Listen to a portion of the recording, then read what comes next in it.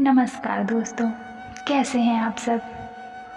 दाम्पत्य जीवन में मधुरता लाने वाला और संबंधों को अधिक मजबूत बनाने वाला त्योहार करवा चौथ इस बार 4 नवंबर को है। सुहागन महिलाएं पति की दीर्घायु के लिए व्रत करेंगी और शाम को चांद को अर्घ्य देकर और छलनी से पति का चेहरा देखकर व्रत तोड़ेंगी। करवा चौथ के व्रत में भिन्न भिन्न लोग भिन्न भिन्न तरह की कथाएं पढ़ते हैं, जिनमें से कुछ प्रमुख कथाएं मैं आपको सुनाने जा रही हूँ। तो पहली है साहूकार के 7 लड़के और एक लड़की की कहानी। एक साहूकार के 7 लड़के और एक लड़की थी। एक बार कार्तिक मास की कृष्ण पक्ष की चतुर्थी तिथि को सेठानी सहित उसकी 7 बहुएं और उसकी बेटी ने भी करवा चौथ का व्रत रखा। रात्रि के समय जब साहूकार के सभी लड़के भोजन करने बैठे तो उन्होंने अपनी बहन से भी भोजन कर लेने को कहा।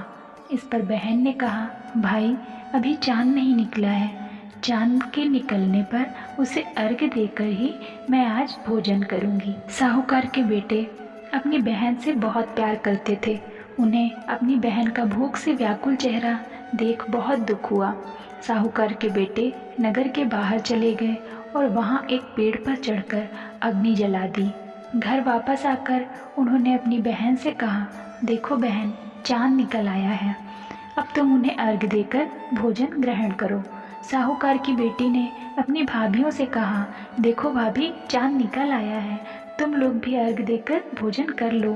तब ननद की बात सुनकर भाभियों ने कहा, बहन अभी चांद नहीं निकला है, तुम्हारे भाई धोखे से अग्नि जलाकर उसके प्रकाश को चांद के रूप में तुम्हें दिखा रहे हैं।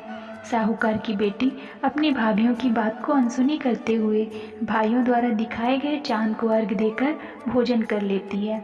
इस प्रकार करवा चौथ का व्रत भंग करने के कारण विघ्नहर्ता भगवान श्री गणेश साहूकार की लड़की पर अप्रसन्न हो गए। गणेश जी की अप्रसन्नता के कारण उस लड़की का पति बीमार पड़ गया और घर में बचा हुआ सारा धन उसकी बीमारी में लग गया।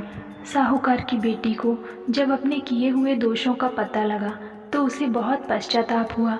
उसने गणेश जी से क्षमा प्रार्थना की और फिर से विधि विधान पूर्वक चतुर्थी का व्रत शुरू किया। उसने उपस्थित सभी लोगों को श्रद्धानुसार आदर किया और तदुपरांत उनसे आशीर्वाद ग्रहण किया। इस प्रकार उस लड़की की श्रद्धा भक्ति को देखकर एक दंत भगवान श्री गणेश जी उस पर प्रसन्न हो गए और उसके पति को जीवन दान दिया। उसे सभी प्रकार के रोगों से मुक्त करके धन संपत्ति और वैभव युक्त कर दिया। भगवान गणेश ने जैसी कृपा उन पर करी वैसी कृपा सब पर करे। पतिव्रता करवा धोबिन की कथा। पुराणों के अनुसार करवा नाम की एक पतिव्रता धोबिन अपने पति के साथ तुंगभद्रा नदी के किनारे स्थित गांव में रहती थी। उसका पति बूढ़ा और निर्बल था। एक दिन जब वह नदी के किनारे कपड़े धो रहा था तभी अचानक एक मगरमच्छ वहां आया और धोबी के पैर अपने दांतों में दबाकर यमलोक की ओर ले जाने लगा। वृद्ध पति यह देख घबराया और जब उससे कुछ कहते नहीं बना तो वह करवा करवा कहकर अपनी पत्नी को पुकारने लगा। पति की पुकार सुनकर धोबिन करवा वहां पहुंची तो मगरमच्छ उसके पति को यमलोक पहुंचाने ही वाला था।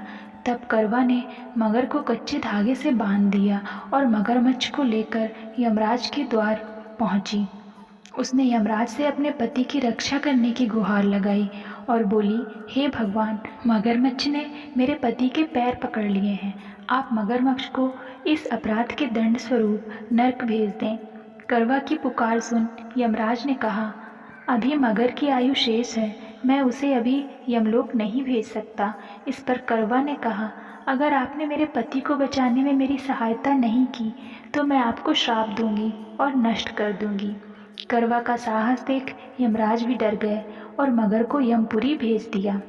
साथ ही करवा के पति को दीर्घायु होने का वरदान दिया। तब से कार्तिक कृष्ण की चतुर्थी को करवा चौथ का व्रत किया जाता है, जिसे इस आधुनिक युग में भी महिलाएं अपने पूरे भक्ति भाव के साथ करती हैं और भगवान से अपने पति की लंबी उम्र की कामना करती हैं। भगवान ने जैसा वरदान करवा को दिया वैसा वरदान सभी सुहागन स्त्रियों को दे और उनका सुहाग सदा अमर रहे। बोलो करवा माता की जय।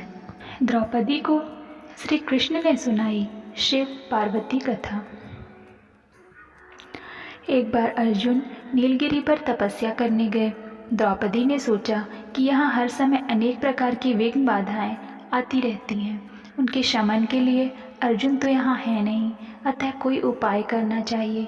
यह सोचकर उन्होंने भगवान श्री कृष्ण का ध्यान किया।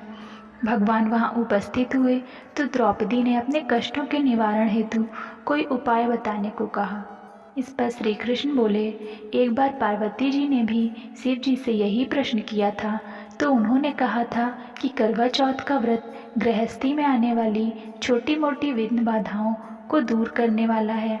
यह पित्त प्रकोप को भी दूर करता है। फिर श्री कृष्ण ने द्रौपदी को एक कथा सुनाई। प्राचीन काल में एक धर्मपरायण ब्राह्मण के 7 पुत्र तथा एक पुत्री थी। बड़ी होने पर पुत्री का विवाह कर दिया गया। कार्तिक की चतुर्थी को कन्या ने करवा चौथ का व्रत रखा। 7 भाइयों की लाडली बहन को चंद्रोदय से पहले ही भूख सताने लगी। उसका फूल सा चेहरा मुरझा गया। भाइयों के लिए बहन की यह वेदना असहनीय थी, अतः वह कुछ उपाय सोचने लगे। उन्होंने बहन से चंद्रोदय से पहले ही भोजन करने को कहा, पर बहन ना मानी। तब भाइयों ने स्नेहवश पीपल के वृक्ष की आड़ में प्रकाश करके कहा, देखो चंद्रोदय हो गया, उठो अर्घ्य देकर भोजन करो। बहन उठी और चंद्रमा को अर्घ्य देकर भोजन कर लिया। भोजन करते ही उसका पति मर गया। वह रोने चिल्लाने लगी। देवयोग से इंद्राणी देवदासियों के साथ वहाँ से जा रही थी। रोने की आवाज़ सुन के वे वहाँ गईं और उससे रोने का कारण पूछा। ब्राह्मण कन्या ने सब हाल कह सुनाया। तब इंद्राणी ने कहा, तुमने करवा चौथ के व्रत में चंद्रोदय से पूर्व ही अन्न जल ग्रहण कर लिया, इसी से तुम्हारे पति की मृत्यु हुई है। अब यदि तुम मृत पति की सेवा करती हुई 12 महीनों तक प्रत्येक चौथ को यथाविधि व्रत करो और फिर करवा चौथ को विधिवत गौरी शिव गणेश कार्तिकेय सहित चंद्रमा का पूजन करो और चंद्रोदय के बाद अर्घ्य देकर अन्न जल ग्रहण करो, तो तुम्हारे पति अवश्य जीवित हो उठेंगे। ब्राह्मण कन्या ने अगले वर्ष 12 माह की चौथ सहित विधि पूर्वक करवा चौथ का व्रत किया। व्रत के प्रभाव से उनका मृत पति जीवित हो गया।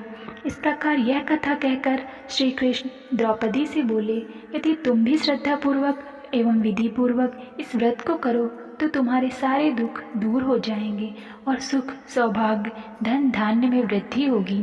फिर द्रौपदी ने श्री कृष्ण के कथनानुसार करवा चौथ का व्रत रखा। उस व्रत के प्रभाव से महाभारत के युद्ध में कौरवों की हार तथा पांडवों की जीत हुई। धन्यवाद दोस्तों। तो ये थी करवा चौथ की 3 मुख्य कथाएं।